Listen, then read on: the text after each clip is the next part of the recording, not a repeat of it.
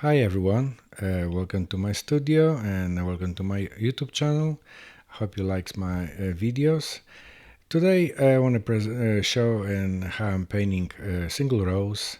Would be in abstract matter on a masonite or hard press board with a watercolor ground. I'll be using inks, different colors with fountain pens and watercolors and gouaches. And let's see how they home, and let's see at the painting board.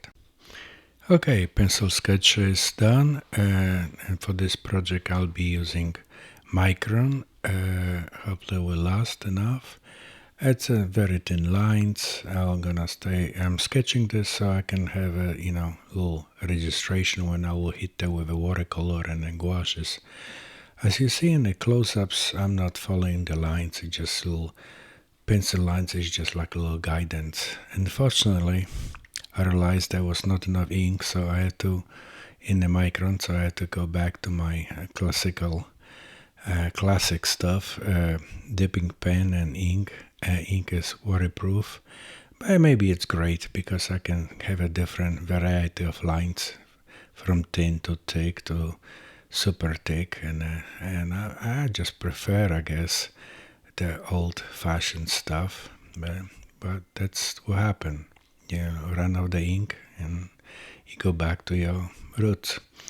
Inking is done. I'm gonna using the Fumui, which is like a Korean-made brush, very nice, soft. I've been now doing first wash with a watercolor. Like I said previously, the ink I was using was waterproof, so there's no problem with any smudges or anything like that. It's just kind of little. I don't want to stain the lines. It's just little guidance, and like as you see it, it's just first wash, very loose, no problem. Because I'm using the watercolor ground on a masonite, not a paper, you can see it doesn't take as much water the ground like that will happen in a paper, but I like that way. It will help me to accomplish certain areas and certain texture, which will be a little harder to do on a paper. As you see, there's a second wash of the background. I've using the sub green and emerald green with a lamp of black, and just about to finish the first wash.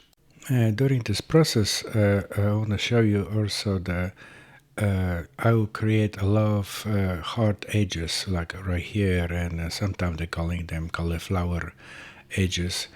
And this type of painting, abstract approach, it's okay. I can soften it up. With normal circumstances, that probably would be no. But like you see it, I'm using dry brush technique, lifting a little bit. I'm using brush. It's mainly designed for watercolor, for oils and or acrylic painting, but it's perfect for this kind of surface. For larger areas, I'm using the sponges, so I have a little bit more control and I take a little bit. They show a little bit different type of texture. I can see it in the close-ups.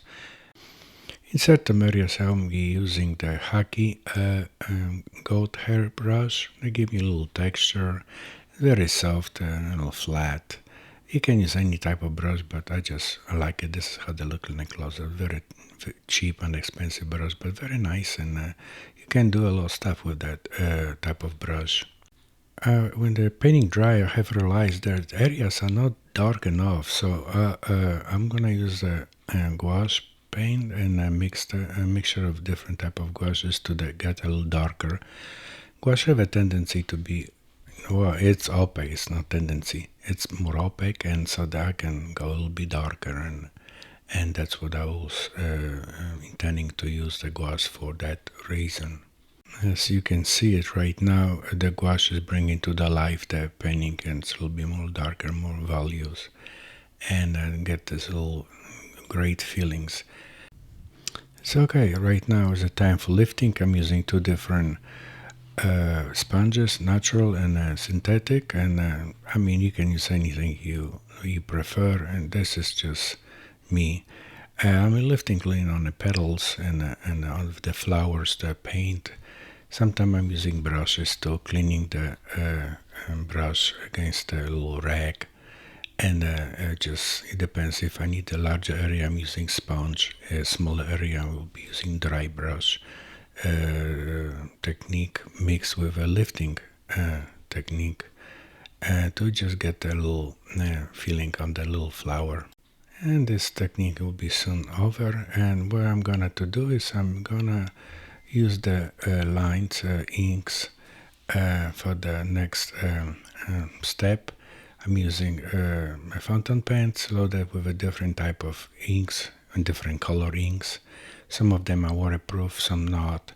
I just want to show you the reason why I'm using so many different inks, so I don't need to reload it. So each fountain pen has a different color, and this one's like a Lamy German-made fountain pen, loaded with a black ink. And sometimes I'm using also my favorite waterproof water ink. I'm putting in a small container and located in a little another container so it will not spill when I'm painting.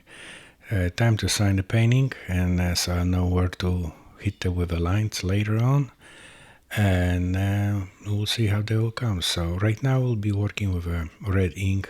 It's a regular nice beautiful ink. I will be flipping back and forth nymph to get a little smaller, thinner lines on the petals. As you see, there's a little pencil lines, and I'm not following. You just want a free hand.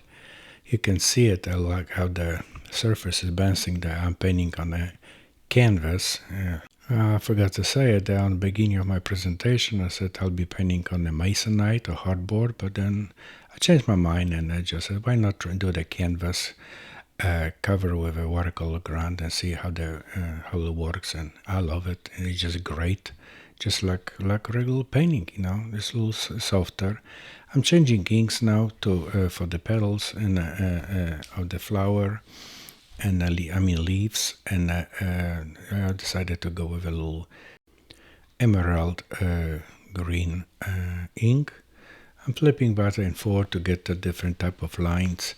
On the end, last final touch would be with a black ink, waterproof. Lines would be thick to thin and super thick. And just this will give an extra final touch and a little texture to the flower. And this is how the close-ups looks like. The whole bunch of lines. In the close-ups you can see it.